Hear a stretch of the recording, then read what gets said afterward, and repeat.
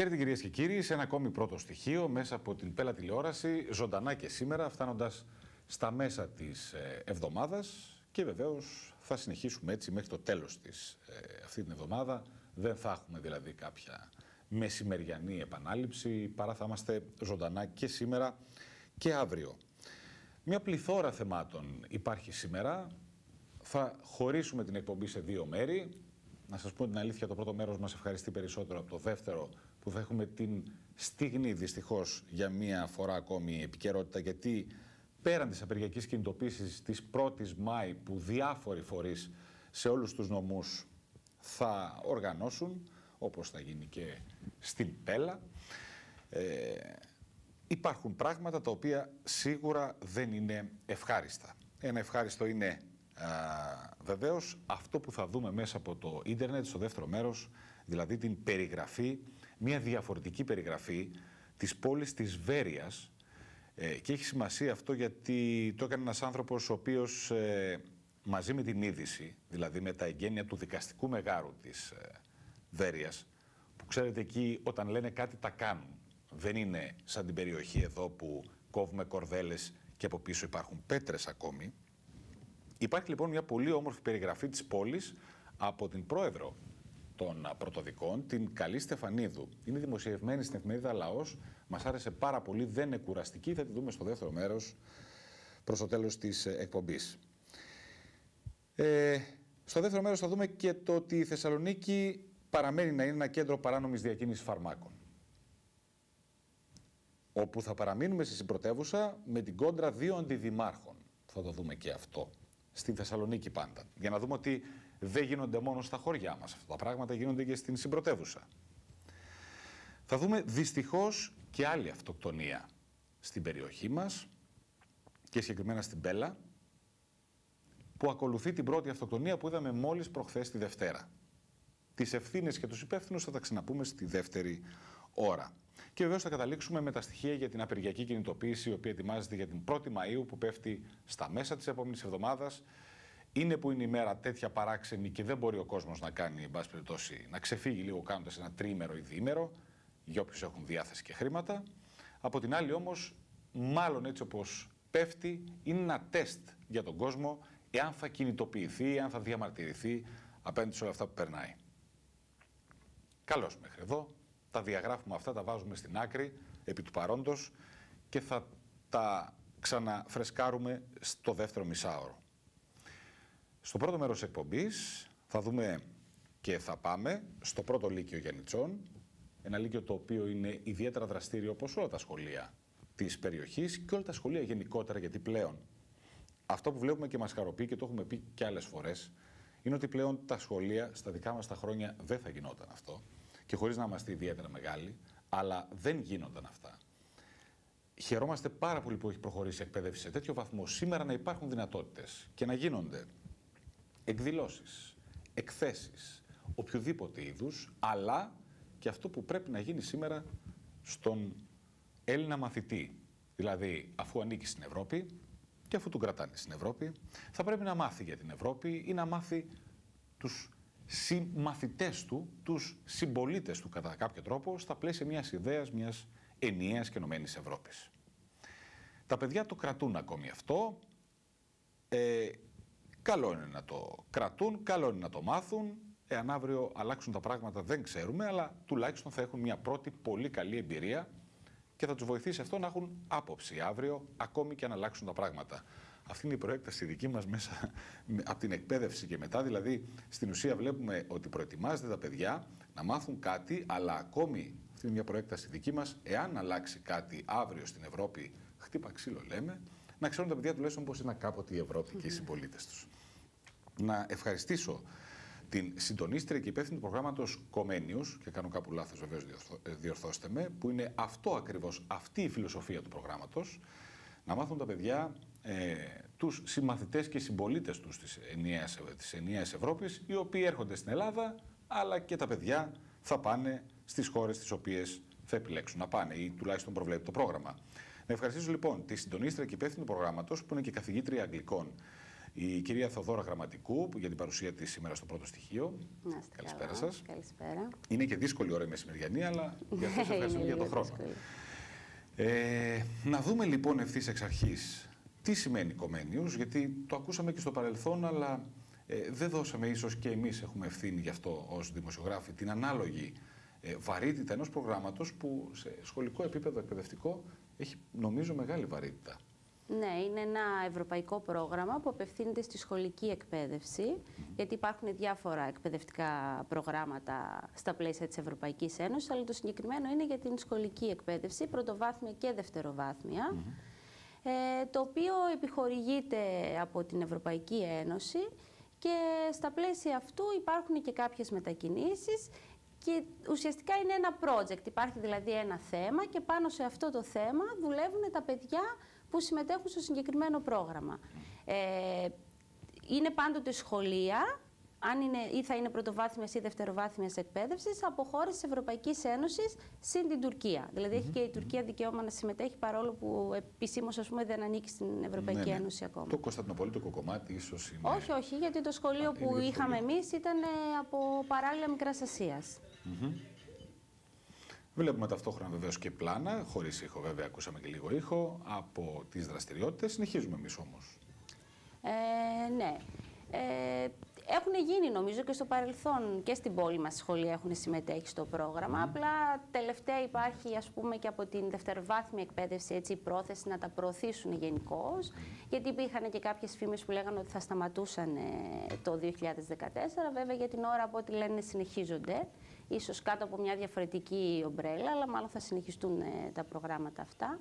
Οπότε είχαμε και εμείς τη βοήθεια από την προωθήτρια των προγραμμάτων της δευτεροβάθμιας εκπαίδευσης και αποφασίσαμε πέρσι να κάνουμε την αίτηση για το πρόγραμμα. Η αίτηση καταθέτεται από κοινού αφού έχεις επιλέξει τους εταίρους με τους οποίους θέλεις να εργαστείς πάνω σε ένα συγκεκριμένο project, που αυτό πάλι αποφασίζεται από κοινού με τα υπόλοιπα σχολεία. Και η έκθεση καταθέτεται τον Φεβρουάριο του ενός χρόνου, εγκρίνονται τα προγράμματα μέσα στο καλοκαίρι και ξεκινούν από την επόμενη χρονιά και έχουν ισχύ για δύο χρόνια. Δηλαδή το δικό μας ξεκίνησε το Σεπτέμβριο του 2012 και θα τελειώσει τον Ιούνιο του 2014. Ξέρετε από πριν δηλαδή ότι ήδη έχει εγκριθεί το πρόγραμμα και θα προχωρήσει και θα τρέξει. Ναι, μέσα στο καλοκαίρι μάθαμε ότι το πρόγραμμα εγκρίθηκε. Μετά περιμένεις την εκταμείευση ουσιαστικά της επιχορήγησης, αλλά εμείς ήδη είχαμε ξεκινήσει δηλαδή τις εργασίες που απαιτούνται για το πρόγραμμα αυτό. Ωραία. Είπατε κάποια στιγμή ότι υπήρχε περίπτωση να σταματήσει. Είπαν την αιτία γιατί να σταματούσε από πλευράς Ελλάδας συμμετοχή. Όχι, όχι. Γιατί είναι ευρωπαϊκά τα προγράμματα, ναι. Όπως όλα τα υπόλοιπα, ας πούμε, δίνουν μια ημερομηνία λήξης. Τώρα ακούγεται ότι απλά θα αλλάξουν ας πούμε, το πλαίσιο που θα κινούνται αυτά τα προγράμματα, αλλά θα συνεχίσουν να υπάρξουν. Είναι καλό αυτό. Να δούμε λοιπόν και να έρθουμε, βλέποντας πάντα κάποιες στιγμές και πλάνα, όπως πήραμε μια πρώτη γεύση, τι έγινε στο πρώτο Λύκειο Γενιτσών. Και γενικώς με όλη την επίσκεψη, μην περιοριστούμε σαφώς αυτό. Ναι, βασικά η πρώτη μετακίνηση έγινε τον Νοέμβριο στις Βρυξέλλες. Εκεί ήταν η πρώτη μετακίνηση, γιατί και το Βέλγιο είναι και η συντονίστρια χώρα του συγκεκριμένου project. Δηλαδή κάθε project, για να είναι ουσιαστικά αυτή η σύμπραξη, έτσι λέγεται, που συμμετέχουμε εμείς, είναι πολυμερής. Δηλαδή σημαίνει ότι συμμετέχουν περισσότερες από 2 χώρες. Στη δική μας την περίπτωση είναι 7 οι χώρες αυτές. Υπάρχει και ένα άλλο πρόγραμμα που είναι διμερής η σύμπραξη με 2 μόνο χώρες και άλλο πλαίσιο, ας πούμε, σε άλλο πλαίσιο κινούνται. Οπότε το Βέλγιο ήταν η συντονίστρια χώρα στη δική μας περίπτωση και η πρώτη μετακίνηση έγινε εκεί για να γνωριστούμε και ουσιαστικά να συζητήσουμε για το πώς θα κινηθούμε από εκεί και πέρα. Βέβαια, ήδη από την αίτηση που καταθέτεις υπάρχει ένα πλάνο εργασιών, πλάνο, ας πούμε, των μαθητών που θα συμμετέχουν, του αριθμού των μαθητών, του αριθμού των εκπαιδευτικών. Ορίζονται οι μετακινήσεις, βέβαια γίνονται αλλαγές στην πορεία γιατί προκύπτουν διάφορα προβλήματα, αλλά από την αίτηση ήδη δηλαδή όλα αυτά πρέπει να έχουν οριστικοποιηθεί, όπως και οι στόχοι, Όλα αυτά δηλαδή πρέπει να είναι ξεκάθαρα και είναι και τα κριτήρια επιλεξιμότητας αυτά. Δηλαδή, όλοι όσοι κάνουν έτσι δεν σημαίνει ότι εγκρίνονται κιόλας. Αυτό δίνει περισσότερη αξία και στην έγκριση της συμμετοχής. Βεβαίως.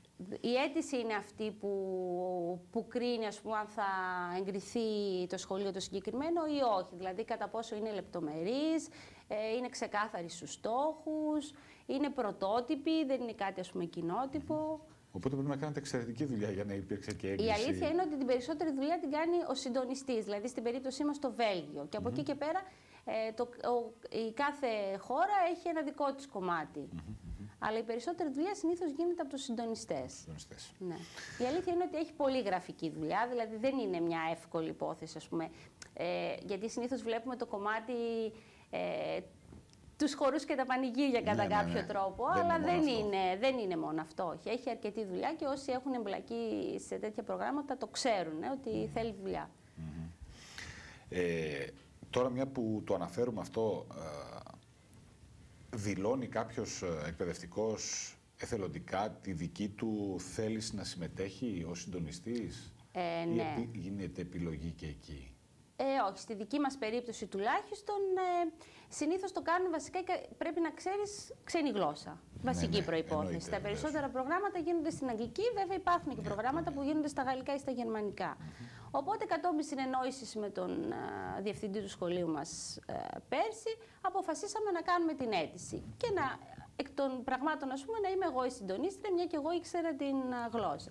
Από εκεί και πέρα, αφού εγκριθεί το πρόγραμμα, γίνεται μια συνεδρίαση μέσα στο Σύλλογο Διδασκόντων και από εκεί και πέρα εθελοντικά όσοι συνάδελφοι είναι διατεθειμένοι να βοηθήσουν στην εκτέλεση, ας πούμε, του προγράμματος, δηλώνουν την συμμετοχή τους. Γίνεται ένα πρακτικό και μετά αυτό το πρακτικό συνοδεύει όλες τις μετακινήσεις. Δηλαδή, όποιος δεν έχει δηλώσει από την αρχή ότι θέλει να ανήκει στην παιδαγωγική ομάδα του προγράμματος, μετά δεν μπορεί ούτε να μετακινηθεί, ούτε να συμμετέχει στις δραστηριότητες που γίνονται εντός, ας πούμε, της χώρας, όταν υποδεχόμαστε τους υπολείπους.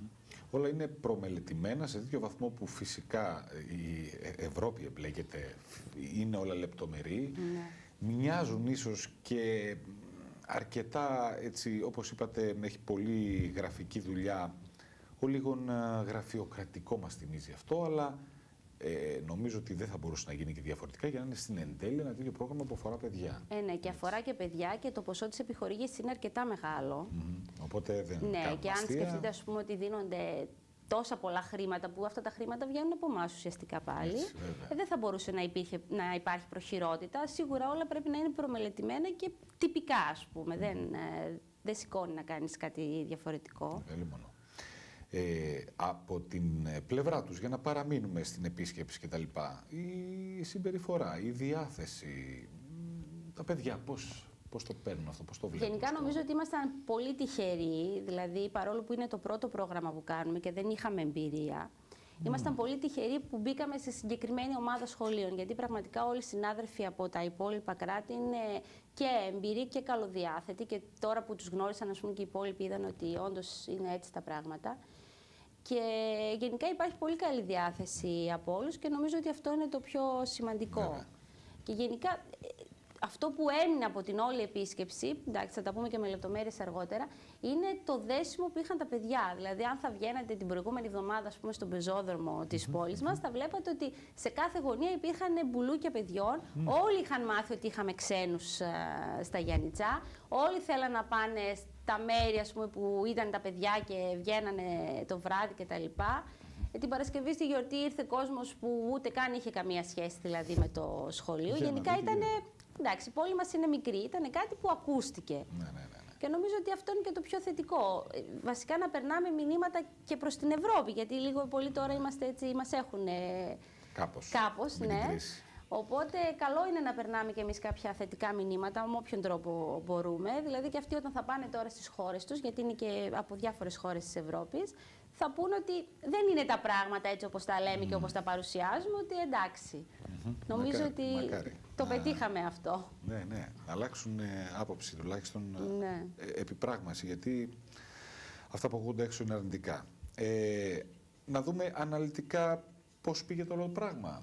από τη στιγμή που ήρθαν όλο το πρόγραμμα, να δούμε πώς κινήθηκαν. Ναι, σας είπα ότι η πρώτη μετακίνηση ήταν το Νοέμβριο στο Βέλγιο. Ναι.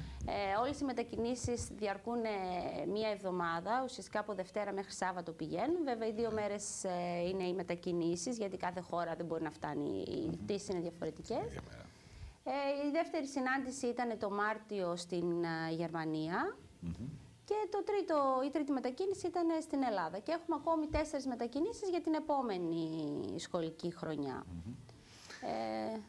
Ναι. Η δική σας εμπειρία και των καθηγητών, των συναδέλφων σας που συμμετείχαν, που το κάνουν πραγματικά έτσι, επειδή το αγαπούν, επειδή πραγματικά καταλαβαίνουν τη φιλοσοφία, σας μένει και εσάς μια εμπειρία. Ήταν η πρώτη φορά συμμετοχής και για εσάς, νομίζω. Ναι, το πρώτο πρόγραμμα, ναι.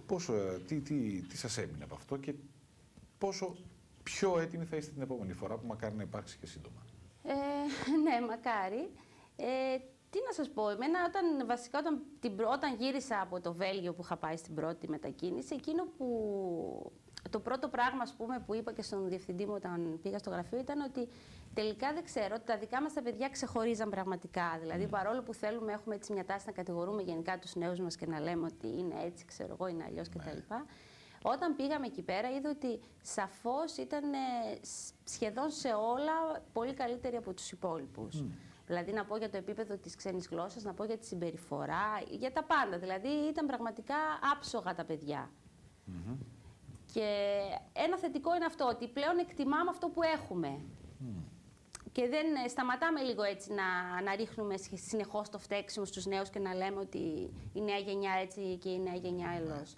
Δεν είναι τα πράγματα καλύτερα στην Ευρώπη. Αυτό είναι σίγουρα. Ο κόσμος που το λέει δεν έχει γνωρίσει τη γερμανική νεολαία ή την γαλλική νεολαία. Νομίζω ότι το λίγο που ζήσαμε, ειδικά τη γερμανική νεολαία, τις μέρες που ήταν εδώ, μια άποψη τη σχηματίσαμε τέλος πάντων. Οπότε αυτό νομίζω είναι ένα πολύ θετικό, δηλαδή ότι εκτιμάμε πλέον αυτό που έχουμε. Και κοιτάζουμε να το αξιοποιήσουμε. Δεν ξέρω στην πορεία τι γίνεται και τα παιδιά μας χάνονται κατά κάποιο τρόπο έναντι των Ευρωπαίων. Δεν ξέρω τι φταίει δηλαδή και δεν ξέρω πού πρέπει να το ψάξουμε αυτό. Κοινωνικό είναι το θέμα μετά, γενικώς. Ναι, αλλά νομίζω ότι ό,τι αφορά το υλικό που έχουμε στα χέρια μας σε αυτή τη φάση, είμαστε πάρα πολύ τυχεροί. Δηλαδή, πραγματικά τα παιδιά μας αξίζουν πολλά και ακόμη περισσότερα και μακάρι να δίνονται σε όλους ευκαιρίες να τα αναδεικνύουν αυτά. Δηλαδή, για παράδειγμα, όταν πήγαμε στο Βέλγιο ήταν 40 παιδιά και όταν ήρθαν από την τηλεόραση για να πάρουν συνέντευξη από έναν μαθητή, όλοι, ας πούμε, ομόφωνα έδειξαν μια Ελληνίδα μαθήτρια να μιλήσει. Γιατί από τις 5 μέρες που ήμασταν εκεί είχαν βγάλει το συμπέρασμα ότι, ας πούμε, άξιζε. Δεν είναι κρίμα, μια που το συζητάμε αυτό και μας ακούνε και γονείς, λοιπόν, εσείς ως εκπαιδευτικός, αυτά τα παιδιά που θα εξελιχθούν και το καθένας το δικό του τομέα αύριο μεθαύριο θα γίνει κάτι. Όχι απαραίτητα αυτό που κάποτε όλοι επιδίωκαν, ας πούμε, δικηγόρος ή γιατρός ή οτιδήποτε. Τα μυαλά, τα οποία και θα δημιουργήσουν και μπορούν και τα χέρια τους να πιάσουν πράγματα. Δεν είναι κρίμα να φεύγουν στο εξωτερικό πλέον? Ναι, είναι πολύ κρίμα. Το συζητάτε αυτό σε εκπαιδευτική στο σχολείο, τα λέτε αυτά? Φυσικά και το συζητάμε και προσπαθούμε, ας πούμε, να πούμε και στα παιδιά ότι μην φανταστείτε, ας πούμε, ότι είναι καλύτερα τα πράγματα εκεί. Και όντως, δηλαδή βλέποντας, νομίζω με την επαφή που έχουν με τις ξένες χώρες, βλέπουν ότι τελικά δεν είναι ο μύθος αυτός που έχουν πλάσει στο μυαλό τους, ότι με το που θα πας, ας πούμε, στην Ευρώπη όλες οι πόρτες είναι ανοιχτές ή ότι η ζωή εκεί είναι εντελώς διαφορετική. Βλέπουν ότι παντού υπάρχουν προβλήματα, σχεδόν τα ίδια με τα δικά μας, απλά για κάποιο λόγο, ας πούμε, εμείς ίσως φωνάζουμε λίγο περισσότερο και ακουγόμαστε λίγο περισσότερο. Και ότι τελικά δεν ξέρω δηλαδή αν αξίζει όλο αυτό το κύμα της μετανάστευσης που έχει δημιουργηθεί έτσι το τελευταίο διάστημα. Όχι αδίκως βέβαια, ο καθένας έχει τους λόγους του και αυτός τους ξέρει, αλλά είναι γενικά το κακό, έτσι, είναι εξαπλωμένο σε όλα τα κράτη, δεν είναι δηλαδή κάτι που το βιώνουμε μόνο εμείς. Οι Ισπανοί και οι Πορτογάλοι νομίζω ότι είναι σε χειρότερη κατάσταση από εμάς, γιατί έχουμε και Ισπανούς και Πορτογάλους μέσα στο πρόγραμμα και συζητήσαμε και με τους καθηγητές τους και τα παιδιά συζητήσαν με τους μαθητές και η επόμενη μετακίνηση είναι στην Πορτογαλία. στην Ισπανία. Να φανταστείτε ότι οι Πορτογάλοι, ας πούμε, οι καθηγητές, γιατί μέσα στο πλαίσιο του προγράμματος ήταν η φιλοξενία, δηλαδή δεν μείνανε σε ξενοδοχείο ούτε οι μαθητές ούτε οι καθηγητές. Όλοι φιλοξενήθηκαν σε σπίτια. Δηλαδή, οι μαθητές φιλοξενήθηκαν σε σπίτια μαθητών και οι καθηγητές σε σπίτια καθηγητών. Και να φανταστείτε ότι από την αρχή, ας πούμε, οι Πορτογάλοι είχαν πει ότι εμείς δεν μπορούμε να φιλοξενήσουμε, γιατί οι συνάδελφοι δεν δέχονται να το κάνουν. Δηλαδή, είναι τόσο χαμηλή η μισθή τους πλέον, που δεν αντέχουν να ξοδέψουν ούτε €1 παραπάνω, έστω και για ένα σκοπό, ας πούμε, σαν αυτόν. Ναι, είναι λίγο πιο κάτω στο βασικό από την Ελλάδα. Ναι. Δεν ξέρω αν όντως το βιωτικό τους επίπεδο είναι χαμηλότερο από το δικό μας, ή εμείς γενικά έχουμε και την τάση Έλληνες λίγο. Είμαστε υπερβολικοί γενικά σε αυτά τα πράγματα. Αλλά πάντως από την αρχή είχαν πει ότι εμείς δεν μπορούμε.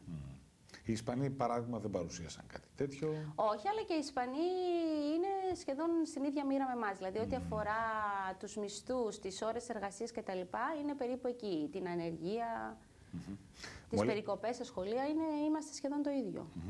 Μου έλεγαν δύο κυρίες, οι οποίες εκ Θεσσαλονίκης, οι οποίες επισκέφθηκαν την Κωνσταντινούπολη, ότι έτυχε, επειδή σε ένα μαγαζί το οποίο πήγαν, τους έβαλε ο Τούρκος σερβιτόρος μαζί με 2 Ισπανούς, 2 Έλληνες, τους έβαλε με 2 Ισπανούς.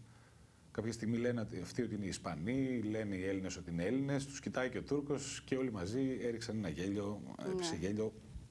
Χωρίς να συνεννοηθούν και να μιλήσουν μεταξύ τους, έπεσε γέλιο σε 3 διαφορετικούς λαούς, γιατί κατάλαβαν όλο αυτό που έγινε. Και ο Τούρκος που παρακολουθούσε και γελούσε με τους άλλους 2 θα φτάσει στην πορεία εκείνη, αλλά έχει ακόμα χρόνια μπροστά του, γιατί είναι πολύ πίσω. Μέχρι να φτάσει μπροστά εδώ που είμαστε εμείς, και ούτως ώστε να έρθει και εκεί η αποκάλυψη μιας πλασματικής ανάπτυξης ίσως της Τουρκίας.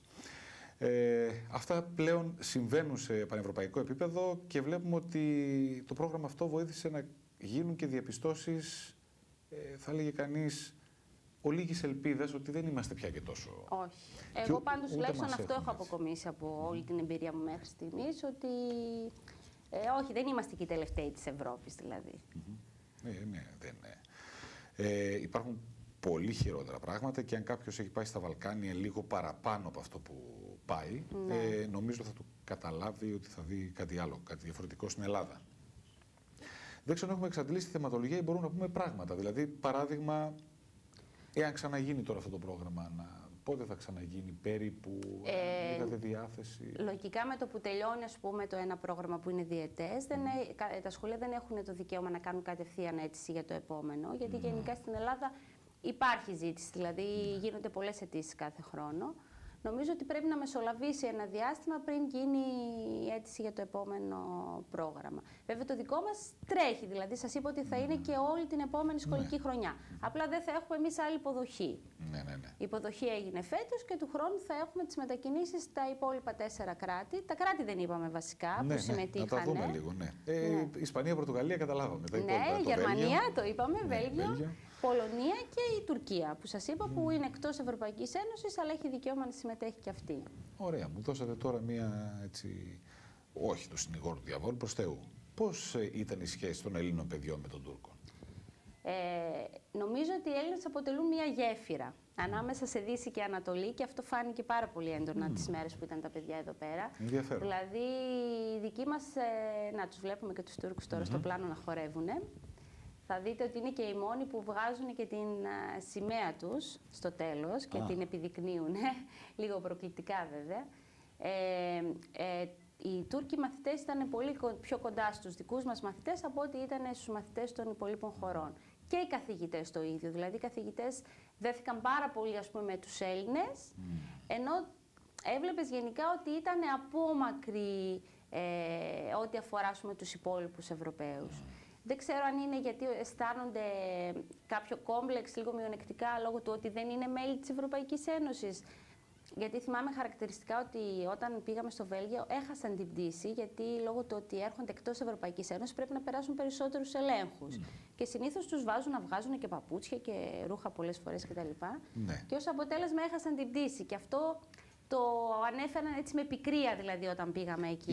Οι Τούρκοι. Ναι, στο αεροδρόμιο τους έχει απίστευτο έλεγχο. Καμία σχέση με το αεροδρόμιο της Θεσσαλονίκης, εν πάση περιπτώσει, από εδώ που φεύγεις. Και γενικά νομίζω ότι γενικά αισθάνονται, παρόλο που οικονομικά ήταν νομίζω οι πιο δυνατοί, τουλάχιστον έτσι φαινόταν, γιατί έτυχε και το σχολείο να είναι ιδιωτικό, το σχολείο που φοιτούν τα παιδιά, οπότε λογικά αυτοί οι μαθητές είναι από εύπορες οικογένειες. Ενώ λοιπόν οικονομικά ήταν σαφώς πολύ καλύτερα από όλους τους υπόλοιπους, έβλεπες ότι γενικά έτσι οι στάσεις τους ήταν, έτσι κρατούσαν έτσι λίγο, ήταν πιο πίσω από τους υπόλοιπους. Ίσως να μην έχουν και την απαραίτητη εξωστρέφεια ακόμη και δεν είναι συνηθισμένοι σε επαφή και με τους άλλους. Ίσως έχει να κάνει και με την οτροπία τους και με τον τρόπο που είναι μεγαλωμένοι και με τη θρησκεία τους. Μα αν το δείτε αλλιώς, ποιοι είναι πιο κοντά τους, δεν υπάρχει άλλος λαός. Ναι, γι' αυτό λέω ότι εμείς ουσιαστικά ήμασταν η γέφυρα που ενώναμε. Έτσι. Και νομίζω ότι γενικά όταν προσπαθούσαν να φτιάξουν το πρόγραμμα και να βρούνε τις χώρες εταίρους, η συντονίστρια χώρα το Βέλγιο, προσπάθησε ακριβώς να πάρει χώρες έτσι από όλες τις πλευρές της Ευρώπης και μία εξωευρωπαϊκή χώρα όπως είναι η Τουρκία, ακριβώς για να μπορεί να υπάρξει αυτή η ανταλλαγή των απόψεων. Γιατί ποιος ο λόγος, ας πούμε, να ήταν όλο Μεσόγειος ή όλο Βορράς, δεν θα είχε και ουσία, γιατί μετά λίγο πολύ μοιάζουν όλα, η νοοτροπία, ο τρόπος ζωής κτλ. Ενώ προσπάθησαν έτσι να υπάρχει μια ομπρέλα που να καλύπτει όλη την Ευρώπη, ακριβώς για να υπάρχει και αυτή η ανταλλαγή εθήμων, απόψεων, γλωσσών και όλων των υπολείπων. Είναι και η θρησκεία η δική τους που τους κάνει έτσι λίγο πιο... Είναι και αυτό ένα κομμάτι, όπως έχει διαπιστωθεί και από άλλα πράγματα, ίσως και αυτό παίζει ένα ρόλο. Σίγουρα παίζαν και νομίζω ότι λίγο... δεν είναι τόσο φανατικοί όσο ήταν παλιότερα. Τουλάχιστον οι μαθητές δεν ήταν.